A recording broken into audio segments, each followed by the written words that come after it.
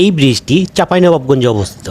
এটি মহানন্দা সেতু। আপনারা জানেন যে মহানন্দা নদী বাংলাদেশ এবং ভারতে বিদ্যমান রয়েছে, যার জন্য আমরা এটাকে বলছি বাংলাদেশের মহানন্দা সেতু। এটিকে নামকরণ করা হয়েছে বীরশ্রেষ্ঠ ক্যাপ্টেন মহিউদ্দিন জাহাঙ্গীর সেতু। ক্যাপ্টেন মহিউদ্দিন জাহাঙ্গীর বাংলাদেশ স্বাধীনতা যুদ্ধে অংশগ্রহণকারী একজন শহীদ মুক্তিযোদ্ধা। তিনি মুক্তিবাহিনীর 7 নম্বর সেক্টরের একজন কর্মকর্তা ছিলেন। 14 ডিসেম্বর 1971 সাল মহানন্দা নদীর তীরে শত্রুর প্রতিরক্ষা ভাঙার সময় তিনি শাহাদাত বরণ করেছিলেন এই ব্রিজেরই পাশে।